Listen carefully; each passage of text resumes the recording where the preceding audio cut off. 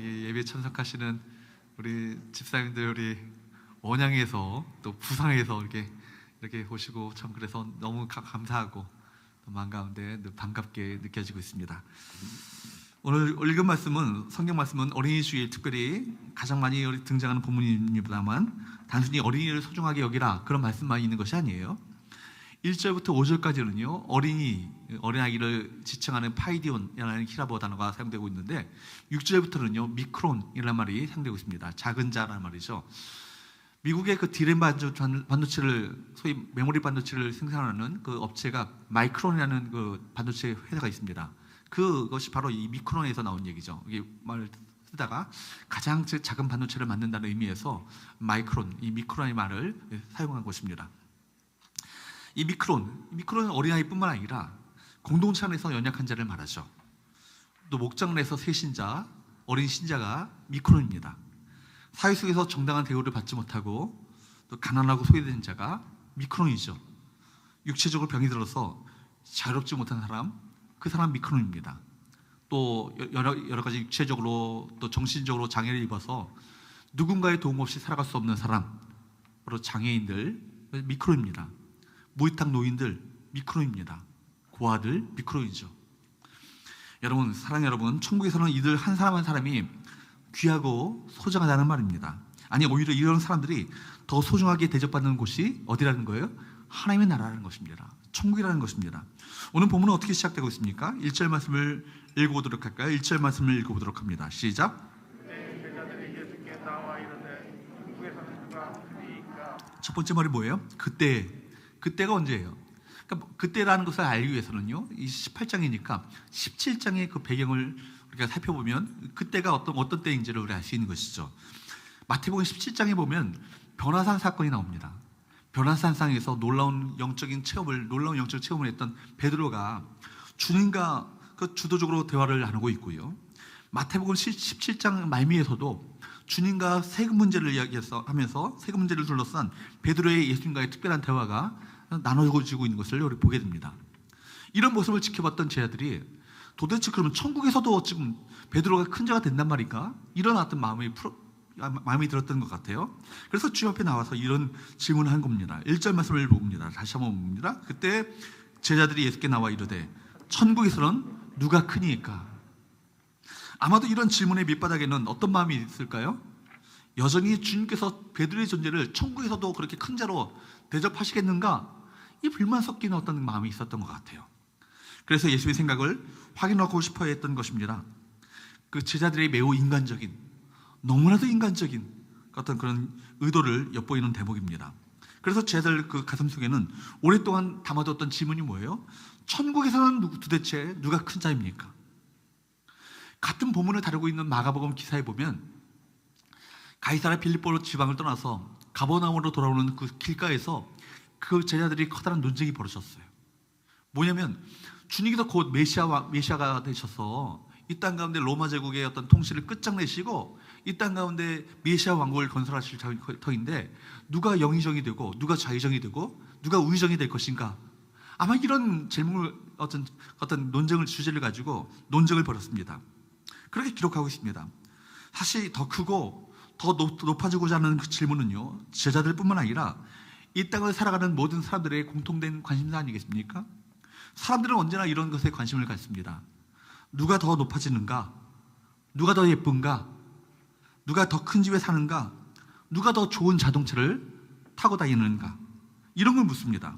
아마 제자들도 이런 생각이 있었기 때문에 천국에서는 누가 큰 자입니까? 누가 큽니까? 라고 질문했을 것입니다. 그러나 여러분, 천국에서 누가 큰 자입니까? 라고 묻는 이 질문은요, 이 세상의 가치관을 반영한 질문이에요. 오늘날 교회의 비극이 뭐예요? 이 세상의 가치관이 그대로 교회 안에 들어옴으로 말미암아 누가 큰가? 이것을 묻는 어떤 그런 교환의 어떤 이런 묻는 것이 교회 안에 그대로 들어와 있다는 것입니다. 직분을 맡으면 이것이 계급인 줄 아는 거예요. 세상적인 계급의식, 세속적인 질서, 세속적인 가치관이 교회에 들어와 이 교회를 움직인다면 그야말로 교회 위기라고 해야 마땅한 것입니다. 누가 뭐라고 해도 교회는요, 세상적인 질서와 세상적인 가치관과 세상적인 어떤 방식으로 어떤 교회가 움직여지는 것이 아니라 천국의 질서, 천국의 가치관에 의해서 교회가 움직여야 합니다. 천국에서 누가 큰 자인가? 이런 어처구니 없는 질문을 받으신 주님께서는요, 그 제자들을 교훈하시기 위해서 한 어린아이를 불러서 그들 가운데 세우시고 이렇게 말씀하셨어요. 3절과 4절 읽어보도록 할까요? 시작. 이르시되 진실로 너에게 이르노니 내가 돌이켜 어린아이들과 같이 되지 않냐면 결단코 천국에 들어가지 못하리라. 그러므로 누구든지 이 어린아이와 같이 자기를 낮추는 사람이 천국에서 큰 자니라. 주님 당시에는요, 여러분, 주님 당시에 썼던 말이 아람어고요. 주님께서 실제로 제자들과 대화를 나누시고 가르쳤던 그 말씀은 아람어였고요. 이것을 아람어를 가지고 그 로마 시대의 어떤 그런 많은 사람들에게 읽혀질 수 있도록 히라버로 번역한 것이 신약 성경이에요. 근데 여러분, 내가 진실로 너에게 이르노니 할 때 이 진실로라는 말은요, 사실 아람어예요, 아람어. 그러니까 아멘이라는 얘기거든요. 그러니까 다른 걸 번역해서도 아람어로 그대로 남겨뒀다면 우리말도 번역하지 말고 아멘이라고 남겨두는 것이 마땅합니다. 내가 아멘 너에게 이르노니, 이 말은 뭐냐면 굉장한 자기 확신을 가지고 말씀하시는 것이죠. 그 다음에는 굉장한 어마어마한 진리의 말씀을 말씀하시기 위해서 이 아멘이라는 말을 사용하시거든요. 그러니까 내가 진실로 너에게 이르노니 이런 말이 나올 때는요, 그 뒤에 나오는 말씀은요, 우리가 꼭 인생을 살아가면서 붙잡아야 될 진리적인 말씀을 말씀할 때마다 내가 아멘 너에게 이르노니 이 말씀이 나온다는 거예요. 지금 이 말씀도 뭐예요? 내가 진실로 너에게 이르노니 너희가 돌이켜 어린아이들과 같이 되지 않냐면 결단코 천국에 들어가지 못하리라. 그러니까 뭔가를 강조할 때 쓰는 표현 자체가 진실로인데, 아멘이라는 이 강조에다가 또 다른 강조인 3절 하반절 말씀에 보면 결단코라는 말이 좀 이 단어를 사용하셔서 이 말씀을 하셨어요. 그러니까 본문 말씀은요, 그만큼 중요하다는 말씀입니다. 그만큼 이 말씀을 붙잡고 살아가야 된다는 말씀인 거예요. 그렇다면 주님께서 그토록 강조하시고 그토록 이것을 굉장히 그 제자들에게 반드시 명심하도록 심어주기 위해서 말씀하셨던 이 말씀이 뭐예요? 너희가 누구와 같이 되지 않냐면, 어린아이들과 같이 되지 않냐면 어떻게 된다고요? 천국에 들어갈 생각조차 하지 말아라. 무슨 말씀 아니겠어요? 굉장히 무거운 말씀 아니겠습니까? 여러분, 천국에 들어가려면 이 말은요, 우리의 구원과 연관이 있습니다. 구원과 연관이 있기 때문에 우리 반드시 이것은 우리 영혼이 걸린 문제 아니겠어요? 생명이 걸린 문제 아니겠습니까? 꼭 기억해야 될 중요한 문제라는 것입니다. 그러니까 주님께서 뭘 말씀하시는 거예요? 천국에서 큰 자 되는 것을 둘째치고 아예 천국에 들어가지 못할 상황이 될 수도 있다, 이 얘기를 하시는 것입니다. 그러니까 그 말씀을 강조하시면서 결단코 천국에 들어가지 못한다 말씀하십니다. 여기서 우리가 큰 충격을 받죠. 어린아이들과 같이 되지 않으면 절대로 천국에 들어가지 못한다. 어린아이들과 같이라는 말은요, 어린아이를 보면서 우리가 배워야 할 것이 있다는 얘기입니다. 여러분, 사실 어른들의 입장에서 보면 아이들은 뭐예요? 가르침의 대상 아니겠어요? 어른들이 아이들을 가르치고 올바른 길로 인도해야 되고, 그들을 통해서 어른들에게 있어서 뭔가 우리가 가르칠 것을 아이들에게 전수해 주어야 한다는 것이 어른들의 생각이에요. 근데 주께서는요, 어린아이들과 같이라는 말을 통해서 오히려 어른들이 아이를 통해서 배워야 된다, 이 얘기를 하고 계신 거예요. 어린아이였을 때는 그대로 남아있지만 나이가 들고 세속적인 때가 붙고 어른이 되면서 상실되어 버리는 많은 것들이 있잖아요. 그것이 뭘까요? 천국의 성품이죠. 여러분, 아이 한다면 우리가 생각되어지는 천국의 성품이 있다면 무엇일까요? 우리 장로님 기도하셨던 것처럼 순수함, 그죠? 아이의 순수함. 아이는요, 그대로 사람들이 얘기할 때 이 사람이 무슨 숨은 복선을 깔고 얘기하지 않은가, 숨 의도가 있지 않은가, 이렇게 뒤집어 생각하지 않아요. 말하면 말하는 대로 그대로 우리 받아들이고 그대로 믿습니다. 그렇죠? 그리고 실제로 또 복선을 깔고 암시를 하면서 숨 의도를 가지고 이야기하잖아요. 그대로 솔직하게 얘기하지 않습니까? 순수함이 있죠. 단순성, 그죠? 그런 것들이 바로 아이들에게서 배워야 될 성품이라는 것을 우리에게 말씀해 주고 있어요. 그렇기 때문에 오늘 본문을 통해서 여러분에게 세 가지를 말씀 함께 나누기 원하는데, 첫 번째는요, 따를까요? 어린이의 성품을 배우라. 여러분, 그러니까 아이에게서 배워야 될 천국의 성품이 있다면 무엇이 있을까요? 그 다음 구절에 나오는 얘기죠. 4절 말씀을 보십시오. 4절 말씀을 제일 보도록 합니다. 시작. 그러므로 누구든지 이 어린아이와 같이 어떤 사람이요? 자기를 낮추는 사람. 그러니까 바로 주님께서 바로 아이를 통해서 배워야 될 천국의 성품이 무엇인가를 우리에게 말씀해 주고 계셔요. 자기를 낮추는 사람. 여러분, 하나님 나라에서의 큰 자는 어떤 사람입니까? 어린아이와 같이 자기를 낮추는 사람입니다. 아이들을 한번 보십시오. 단순하잖아요. 순수하잖아요. 솔직하잖아요. 그리고 자신의 연약함을 알기 때문에 부모님에게 도움을 호소하고 의존할 줄 압니다.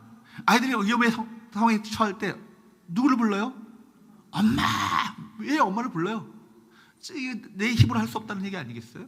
엄마의 도움을 요청하는 건 아니겠어요? 여러분, 어린아이는요, 자신이 할 수 없음을 인정하고 그렇기 때문에 부모에 대한 의존성이 큽니다. 예수님께서는 사람들의 인정이나 인기가 아니라 이런 아이들의 이 순수성, 단순성 혹은 순종의 특성이야말로 천국에서 가장 귀하게 평가되는 가치임을 가르치신 것입니다. 사랑하는 여러분, 예수님께서 당신의 제자들에게 바로 하나님 나라의 가장 중요한 가치로서 이런 특성들을 강조하셨다면 우리 자녀들을 예수님의 제자로 양육하는 이 부모된 저와 여러분들이 이런 가치들을 우리 자녀들에게 강조하고 가르치는 것이 마땅하지 않겠습니까? 마찬가지로 우리 하나님 아버지께서도 마찬가지로 하나님의 자녀된 우리들에게 기대하신 것이 무엇이겠어요? 아이들과 같은 아이들에게서 있는 이 순수성, 단순성, 순종, 정말 전적으로 의존하는 의존성, 이런 걸 갖기를 원하시는 거예요. 근데 우리는 어떠합니까? 겸손하게 하나님의 은혜를 구하면서 하나님 아버지에 대한 100% 의존이 되어야 하는데, 내가 해보겠다는 마음이 커서 하나님을 의지하기보다는 내가 갖고 있는 그 무엇을 의지하고 의존하고 살고자 하는 것이 강하지 않아요? 그렇기 때문에 하나님을 찾지 않죠. 기도가 뭐예요? 내 힘으로 살 수 없으니까, 내 힘으로 내 능력을 가지고 살 수 없으니까 하나님께 의지하기 위해서 주 앞에 나오는 것이 뭐예요? 이 기도 아닙니까? 기도를 통해서 하나님을 의존합니다. 의지합니다. 하나님, 내 힘으로 할 수 없습니다. 주님, 이거 기도 도와주셔야겠습니다. 맡아주셔야겠습니다. 길을 열어주셔야겠습니다. 주 앞에 간구하는 건 아니겠어요? 교만한 사람이 기도하지 않습니다. 왜요? 자신의 힘을 가지고 이것을 해결할 수 있다고 생각하니까 기도할 생각을 하지 않죠. 그러나 여러분, 정말 주님을 전적으로 의존하고 주님을 진정으로 신뢰하고 주님만이 내 인생 가운데 참된 길이 되시다는 것을 믿는 사람들은 하나님 앞에 무릎 꿇을 수밖에 없어요. 하나님 나라는요, 이 하나님께 대한 100% 의존을 말합니다. 하나님을 의지한다고 할 때 하나님께서는 귀찮아, 완전 나 좀 귀찮게 그렇게 말씀하신 분이 아니세요. 내가 그분을 의지하고 신뢰할수록 더욱 친밀함으로 다가오시면서 그분과의 관계가 더 깊어지는 것이 우리가 주님과의 관계 아니겠어요? 누군가 줄 수 없는 평안함이 함께 찾아옵니다. 이런 순수함과 단순성, 자신의 연약함을 아는 것, 정말 의존성, 이것이 좋은 믿음과 통한다는 사실을 기억하시기 바랍니다. 그래, 여러분, 스스로 어른 되었다 생각하시면 안 돼요. 언제나 아이가 어머니에게 전적으로 의존하며 정말 내 힘으로 할 수 없음을 인정하고 겸손하게 엄마를 의존하는 것처럼, 우리의 신앙이 날마다 주님을 의지하며 살아갈 수 있는 믿음의 사람들이 될 수 있기를 주로 축복합니다. 여러분, 기도의 자리에 나오셔야 합니다. 코로나 핑계 대시고 여러분 온라인으로 예배 드리지 마시고 여러분 기도의 자리에 나오셔서 함께 기도해야 합니다. 그죠? 함께 기도해야 되지 않겠어요? 새벽마다 제가 이렇게 기도하는 것은 뭐냐면, 우리 장로님들이 기도하셔야 될 텐데, 우리 권사님들이 기도하셔야 될 텐데, 안수사님들이 기도하셔야 될 텐데, 우리 제익들이 기도하셔야 될 텐데, 우리 기도의 자리에 나오지 않고 지금 뭐 하고 계시는가? 이런 마음이 막 그런 생각이 드는 거예요. 여러분, 기도하셔야 합니다. 기도하심으로 말미암아 하나님을 의지하셔야 합니다. 이것이 바로 천국의 성품이고 우리를 통해서 기대하시는 하나님의 마음이세요. 여러분, 반면에 우리 어른들은 어때요? 경쟁적인 세상을 살아오면서 이웃을 믿지 못하도록 여러분 죄로 길들여져 있습니다. 이웃을 의심하고 믿지 못합니다. 생각이 복잡하죠. 자기가 살아남기 위해서 다른 사람을 비정하게 대합니다. 대부분의 어른들은요, 고집이 세고 이기적입니다. 그러나 여러분, 성경의 믿음의 사람들의 한 모습을 한번 보십시오. 그들이 믿음의 하나님의 역사를 경험했던 사람들의 한 모습을 보게 되면요, 복잡하지 않아요. 하나님 말씀하시면요, 말씀하신 그대로 믿고 그대로 즉각적으로 순종하는 모습들을 보게 됩니다. 그런 자들을 통해서 하나님의 역사가 나타나고 하나님의 일을 행하시는 것을 우리 보게 되는 거예요. 단순하게 믿고 단순하게 순종하고 단순하게 주님을 따라가는 것, 이것이 우리 모두에게 요구하시는 하나님의 바로 마음 아니겠어요? 사랑하는 여러분, 그러므로 누가 큽니까? 라고 묻는 어른들의 질문은 천국의 성품과 반대가 되는 것입니다. 자기를 높이고 자기를 포장하고 다른 사람들보다 더 위에 군림하려는 이 마음은 천국의 성품이 아닌 것이죠. 그러나 자기를 낮추는 것, 바로 자기를 낮추는 자, 겸손이야말로 천국의 성품 아니겠어요? 천국, 하나님 나라에서 큰 자가 되고자 한다면 I am nothing, 나는 아무것도 아닙니다 라고 인정하고 하나님을 온전하게 의지하고 찾는 것이 필요합니다.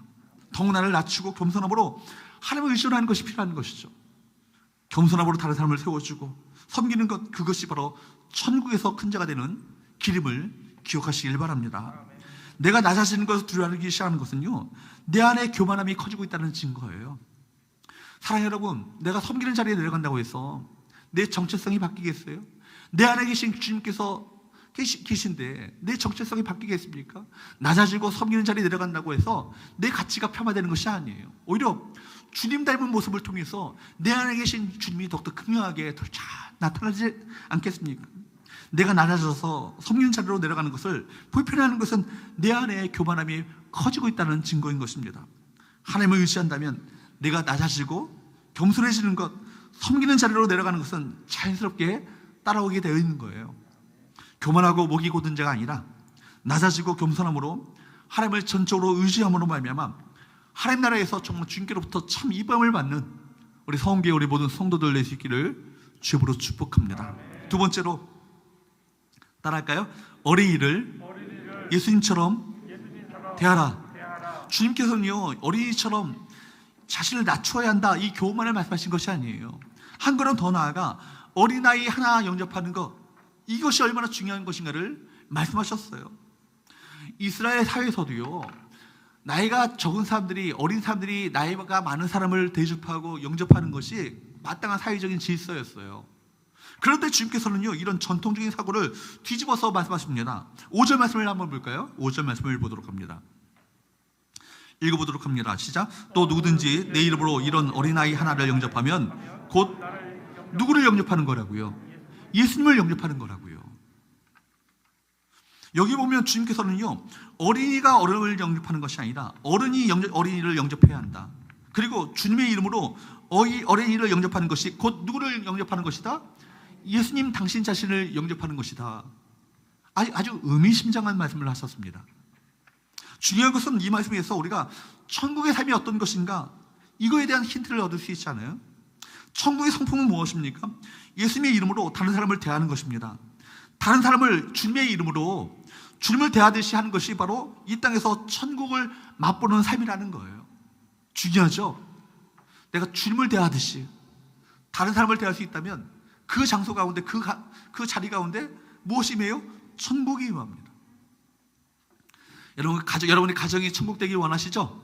아멘. 천국 되길 원한다면 가족들을 서로를 대할 때 누구 대하듯이, 예수님 대하듯이 서로를 대한다면 그 가정 안에 천국이 임하게 될 것입니다.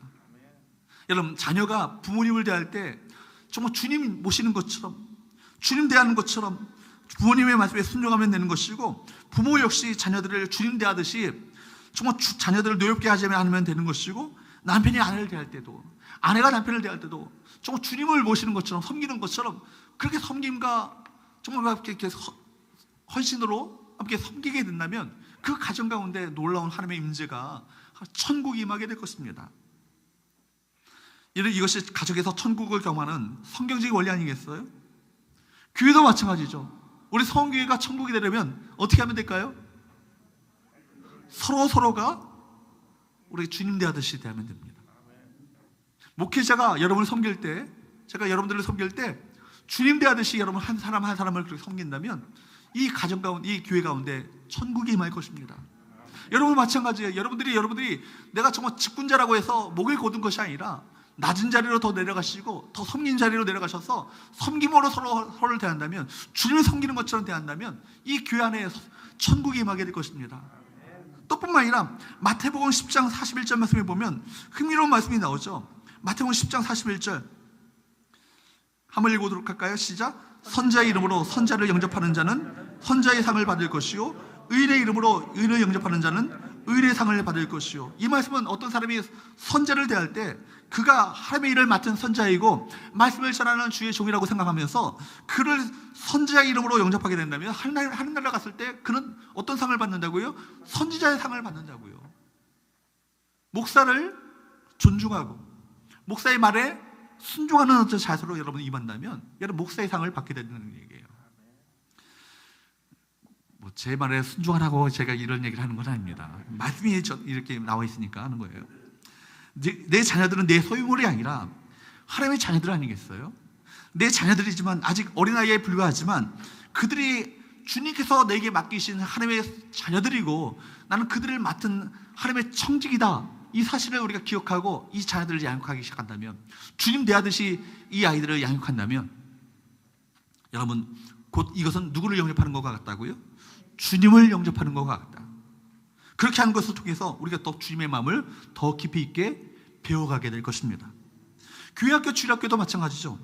교사들이 아이들에게 큰 소리로 윽박 지르면서 매를 다스리는 것이 아니라 주님의 마음과 사랑으로 인내하며 기도하고 기다려준다면 그 아이들이 주님의 사람으로 변화되는 것을 경험하게 될 것입니다.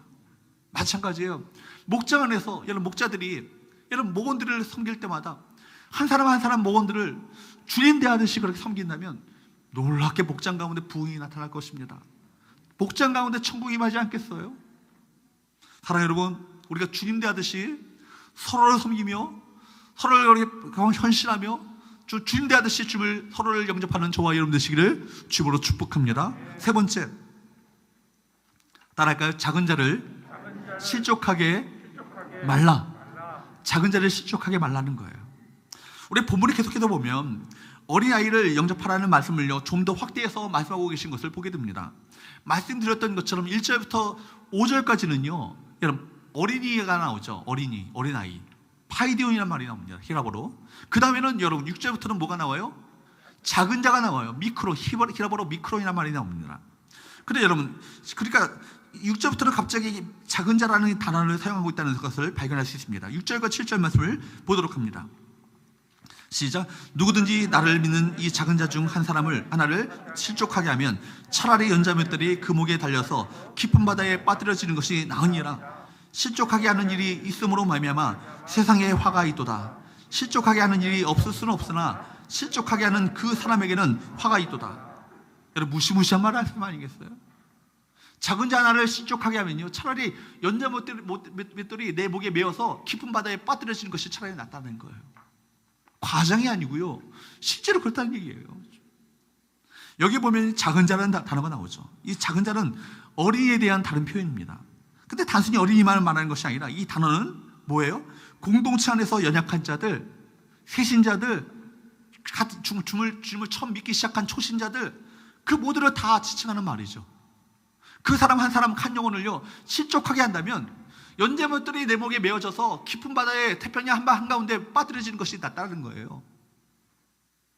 여러분 교회 공동체 안에는 어린이뿐만 아니라 새로 들어온 새 가족, 믿음이 연약한 자들, 역시 작은 자, 미크론이 있다는 겁니다. 교회 공동체만이 아니라 우리 사회 전체를 한번 보세요. 사회에서 정당한 대우를 받지 못하는 가난하고 소외된 자들, 육체적으로 정신적으로 연약함을 입어서 장애를 입은 수많은 장애인들, 무위탁 노인들, 심지어 이역 멀리 떨어져서 정말 학대받고 있는 외국인 노동자들 다 미크론일 수 있어요. 그렇죠? 주님께서는 이런 그때 굉장한 강경한 어조를 가지고 이런 작은 자들을 절대로 실족하게 하지 말라고 말씀하고 계십니다. 실족하게 하다, 이 말은요 앞에서 나오는 영접하다 이 말과 반대가 되는 말이에요. 주님께서는 작은 자들을 주님의 이름으로 영접하는 것과 작은 자를 실족하게 하는 것을 날카롭게 대조하고 계십니다. 그들을 영접하는 것은 주님을 영접하는 것과 같은 소중한 일이지만 그들을 실족하게 만든다면 이것은 절대로 있어서는 안 돼요. 차라리 연자못들이 목에 메어져서 태평양 한가운데 빠뜨려진 것이 차라리 더 나은 그런 무시무시한 화가 있게 될 것을 주께서 말씀하고 계셔요. 여러분 이 사실을 확대하셔서 주께서 더 구체적으로 말씀하셨던 내용이 뭐예요? 마태복음 25장 말씀에 보면 어떤 비유가 나옵니까? 양과 염소의 비유 여러분 아시나요? 여러분 양과 염소의 비유를 말씀하셔요. 주님께서 이 땅 가운데 재림하실 때 이 세상은 두 부류로 나누게 된다는 거예요. 하나는 뭐예요? 양이고요. 하나는 염소. 두 부류로 비유로 말씀하셨는데 오른쪽에 있는 사람은 양이고요, 왼쪽에 있는 사람은 염소라고 말씀하셨어요. 성경에 보면 이상하게 양은요, 하나님 앞에 참 사랑을 받는 짐승으로, 또 염소는 어디서 잘못 보였는지 항상 악역을 담당하는 짐승으로 보입니다. 그 비유에서 말씀하시기를, 양에 대한 결론을 말씀하시기를 뭐라고 말씀하십니까? 25장 40절 말씀을 보세요. 마태복음 25장 40절 보세요. 같이 읽어보도록 할까요? 시작. 임금이 대답하여 이르시되 내가 진실로 너에게 이르노니 너희가 여기 내 형제 중에 지극히 작은 자 하나에게 한 것이 곧 내게 한 것이니라 하시고, 양들한테 칭찬을 하셔요. 주님, 저희가 언제 주님을 이렇게 영접하고 주님께 이렇게 저렇게 환대했나요? 얘들아, 작은 자 하나에게 한 것이 곧 나에게 한 거야. 너희들이 천국의 상에 있을 것이다. 여러분, 반면에 염소가 나와요. 염소가 나오는데 그들이 우리는 언제 주님을 환대하지 않았고 영접하지 않았나요? 한계나는 그들을 향해서 뭐라고 말씀하십니까? 45절에 한번 보세요. 시작. 이에 임금이 대답하여 이르시되 내가 진실로 너에게 이르노니 이 지극히 작은 자 하나에게 하지 아니한 것이 곧 내게 하지 아니한 것이니라 하시리니. 주님께서는요, 사람들이 멸시하고 천대받는 어린 작은 자 하나를요 자기라고 생각하셔서 당신 자신하고 동일시하고 계신 거예요. 그래서 그 작은 자 하나를 소중하게 여기면 곧 누구를 대접하는 거라고요? 예수님을 대접하는 거라고요. 작은 자 하나를 영접하면 누구를 영접한 거라고요? 예수님을 영접하는 거라고요. 작은 자 하나를 멸시하면 누구를 멸시한 거예요? 예수님을 멸시한 거예요. 이처럼 세상에서 흔히 무시하고 지나갈 수 있는 생명 하나하나가 예수님 당신과 동일하다는 사실을 우리가 얼마만큼 인식하고 살아가고 있습니까? 우리가 우리 자신을 깊이 있게 돌아봐야 될 것입니다. 어쩌면 이 순간에도 주님께서는 작은 자의 모습으로 여러분에게 다가오실 거예요.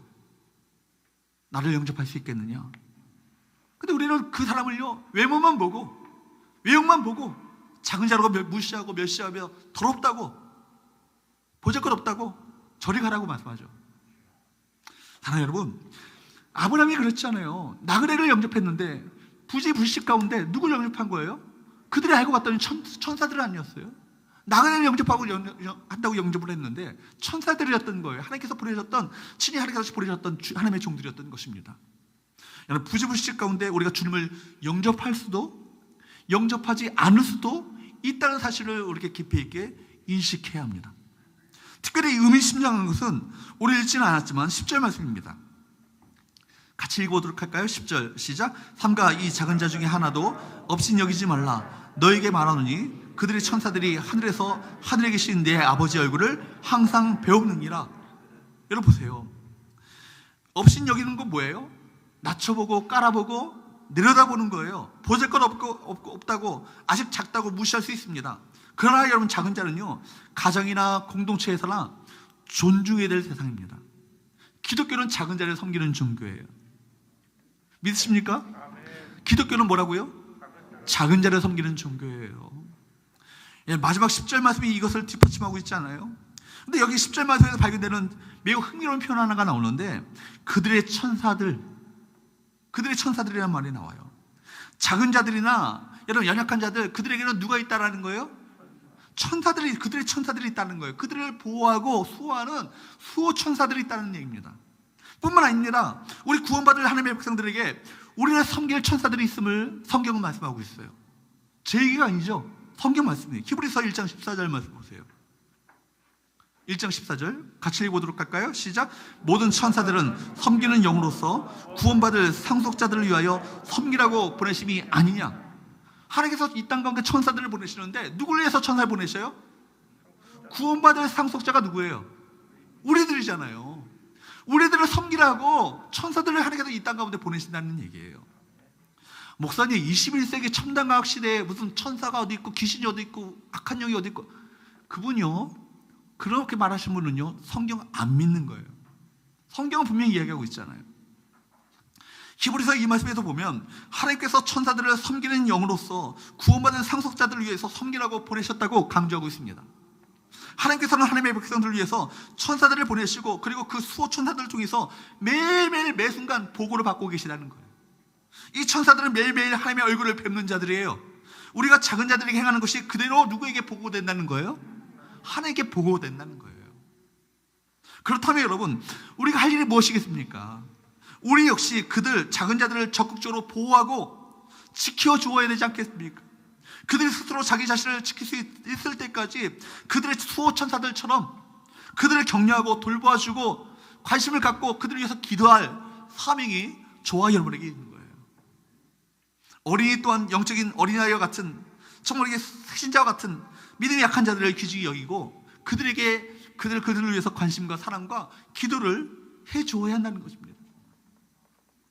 사랑하는 여러분, 여러분에게 작은 자가 누구예요? 가정 안에 자녀가 될 수 있어요. 우리 교회학교, 주일학교 어린이가 될 수 있습니다. 뿐만 아니라 내 목장 안에 어린, 영적으로 어린 심령, 그 영혼이 작은 자가 될 수 있어요. 더 눈을 눌려서 질병으로 지금 교회 안에 얼마나 고통받고 있는 이들이 있어요. 그들, 여러분, 우리의 기도가 절실하게 필요한 이들 아니에요? 그들이 바로 작은 자예요. 또 장애로 인해서 누군가의 도움 없이 살아갈 수 없는 수많은 장애인들, 더 눈을 돌려볼까요? 이 땅 가운데 이 사회에서 소외되고 가난하고 어렵게 살아가는 무위탁 노인들, 고아들, 외국인 노동자들, 영적으로 본다면 여러분 줄 모른 채 살아가는 수많은 이들 다 작은 자죠. 여러분, 그들을 돌아보는 것, 이것이 경건이라는 거예요. 이것이 참된 믿음이라는 거예요. 주기도 원하시는 그 바라는 것입니다. 그렇기 때문에 야고보서 1장 27절에 야고보서를 통해서 말씀하시는 말씀이 뭐예요? 같이 읽어보도록 할까요? 시작. 하나님 아버지 앞에서 정결하고 더러움이 없는 경건은 곧 고아와 과부를 그 환난 중에 돌보고 또 자기를 지켜 세속에 물들지 아니하는 그것이니라. 하나님 앞에서 정결하고 더러움이 없는 경건이 있는데 뒤에 보면 세속에 물들지 않도록 자기를 지키는 것, 이거 당연히 우리가 인정하고 그것이 경건이라고 생각합니다. 그렇죠? 동의하시죠? 근데 그 앞에 보면은 중요한 말씀이 있어요. 고아와 과부를 그 환난 중에 돌보고. 여러분 보세요. 당시 종교 사회적인 배경 속에서 고아와 과부는요, 부양할 사람이 없을 뿐더러 지금처럼 여성들이 경제 생활을 할 수 있는 시대가 아니었잖아요. 그러니까 여러분, 추수할 때도 율법에 보면요, 추수할 때도 다 싸그리 추수하는 것이 아니라 좀 남겨둬라. 누가 먹을 수 있도록, 고아와 과부들이 그 남은 것 이삭들을 주워다가 먹을 수 있도록 좀 남겨둬라. 왜냐하면 그들이 그렇게 배려하지 않으면 살아갈 수 없는 어떤 시대 가운데 있었거든요. 그러니까 고아와 과부들은 부양할 사람이 없을 뿐더러 그들의 법적 권리를 대변해 줄 자를 갖지 못한 가장 비참한 위치에 있었던 사람들이 누구예요? 고아와 과부들이에요. 구약에서도 이 고아와 과부들을 돌보라는 명령이 자주 등장하고 있습니다. 고아와 과부는 말 그대로 두 대상만 얘기하는 것이 아니라 모든 가난한 자, 병든 자, 장애인, 갇힌 자, 나그네, 이 모든 자들을 포함하는 말들입니다. 그야말로 작은 자들이죠. 환난 중에 있는 작은 자를 돌보는 것이 참된 경건이라는 거예요. 정결하고 더러움이 없는 경건이라는 것입니다. 하나님 앞에서. 사랑해요 여러분, 하나님 아버지 앞에서 정결하고 더러움이 없는 경건, 세속에 물들지 않는 영성은 무엇과 연결되는 거예요? 작은 자를 돌보고 세속에 물들지 않도록 자기를 지키는 것, 이것이 하나님 아버지 앞에서 정결하고 더러움이 없는 경건이다. 우리 주께서 이렇게 정의 내리셨어요. 경건은 작은 자들의 필요에 민감한 삶이에요. 여러분, 경건은 언제나 낮은 곳을 지향합니다. 저 높은 곳이 아니라 낮은 곳을 지향합니다. 그곳에 하나님의 관심이 있기 때문입니다. 그런데 우리 주로 사람들은요, 눈에 드러나는 곳에 몰립니다. 칭찬과 박수가 쏟아지고 인기와 권력을, 파워를 가질 수 있는 곳에 사람들의 관심이 많이 몰리죠. 선한 사마리아인에 비유해서 여러분, 진정으로 강도 만난 이웃을 돌본 사람은 누구였어요? 우리 천대받았던 사마리아인이 아니에요? 누가 지나갔어요? 제사장이 지나갔잖아요. 종교적인 업무를 감당했던 레위인들이 지나갔잖아요. 근데 그들은요, 정말 강도 많은 이웃을 돌본 이들이 아니었어요. 우리가 자기들의 어떤 종교적인 업무에 바빠서 그들의 관심을 내팽개치고 지나갔던 건 아니겠습니까? 여러분, 여기서 제사장과 레위인에서 발견되는 것은 그들의 관심은요, 정말 이웃이 아니라 종교적인 수행이라는 거예요. 그것은 죽은 종교, 그 시대 유대 종교를 상징하는 건 아니겠습니까? 하나님께서는 기름진 수양으로 제사 드리는 것보다 작은 자에 대한 자비와 긍휼과 사랑을 베푸는 것을 더 기뻐하신다. 성경에서 곳곳에 이렇게 말씀하고 계셔요. 어찌 보면 우리가 이렇게 예배드리는 것보다도 예배드리는 것을 기뻐하시죠. 근데 예배드리는 이 종교적인 관심, 이 어떤 수행을 하는 것 자체를 이거 자체가 여러분 이 작은 자에 대한 어떤 사랑을 베풀고 긍휼을 베풀고 자비를 베풀고 인애를 베푸는 것, 그것을 여러분 면제시키는 것이 아니라는 얘기예요. 사랑하는 여러분, 우리 안에 주님께서 말씀하신 이 작은 자에 대한 영적인 눈이 우리 모두에게 떼어질 수 있기를 주님으로 축복합니다. 이 시간 우리 정말 가슴 깊이 던져야 될 질문이 뭘까요? 내가 영접하고 섬겨야 될 작은 자는 과연 누구인가? 이 시간 한번 곰곰이 생각해 보십시오. 어떤 우리의 목장 안에 새 가족이 될 수 있고요, 내가 정말 관심을 가지고 기도해야 될 정말 질병 가운데 있는 누군가가 될 수 있고요, 어렵게 그 물질적으로 정말 궁핍하게 살아가는 누군가가 될 수 있고요, 장애인이 될 수 있고요, 무위탁 노인이 될 수 있고요, 어떤 고아, 내가 알고 있는 고아가 될 수 있고요, 또 교회에서 누군가의 어떤 관심을 받지 못하는 소외되어 살아가는 그 어떤 성도가 될 수 있습니다. 주일학교 교사가, 어린이가 될 수도 있고요. 그런데 여러분, 만약에 우리가 그들을 영접하고 섬기는 그런 역할을 하지 못하고 그들을 오히려 도리어 실족하게 만든다면 차라리 연자몇 그 목에 달려서 깊은 바다에 태평양 한가운데 빠뜨려지는 것이 더 낫다. 충격적인 말 아니에요? 무시무시한 말 아니겠습니까? 사랑하는 여러분, 어린이 주일날 여러분에게 협박하려고 이 말씀을 하는 건 아닙니다. 근데 우리 정말 우리 마음 가운데 주님께서 관심 가지셨던 주님의 마음을 이 시간 좀 배웠으면 좋겠어요. 아, 주님께서 지향하시고 늘 살펴보고 계시고 관심 쏟고 계신 분이 사람들이 누구인가, 그들 돌아보면서 주님의 마음으로 그들을 섬기고 그들에게 베풀고 사랑을 실천하는 저와 여러분 되시기를 주님으로 축복합니다. 오늘 어린이 주일에 우리는 주님께서 우리에게 가르쳐주신 이 말씀을 가슴에 품어야 할 것입니다. 주님께서는 제 아들이 천국에서 누가 큰 자입니까? 라고 물었을 때 어린아이처럼 자신을 낮추는 사람이 천국에서 큰 자라고 말씀하셨습니다. 어린아이들, 작은 자들이 더 소중히 여김을 받는 것이 천국이고, 어린이들과 작은 자들을 주님 대하듯이 영접하는 것이 바로 천국에서, 그런 사람들이 천국에서 큰 자라고 말씀하셨습니다. 그러므로 여러분, 우리는 어린이들 또 작은 자들을 주님 대하듯이 대해야 될 것이고, 무슨 일이 있더라도 작은 자들을 실족하게 하지 말아야 됩니다. 작은 자 중에 하나라도 잃는 것은 하늘 아버지의 뜻이 아니기 때문입니다. 우리 자녀들을 주님의 이름으로 축복하고, 우리 주변의 작은 자들, 내가 섬겨야 될, 내가 돌봐야 될, 내가 기도해 줘야 될, 내가 사랑을 베풀어야 될 작은 자가 누구인가를 늘 끊임없이 관심을 가지시고 살펴보시면서 주의 사랑으로 그들을 섬기고 베풀며 나누는 우리 복된 성도들 될 수 있기를 예수 그리스도의 이름으로 축복합니다. 기도하겠습니다.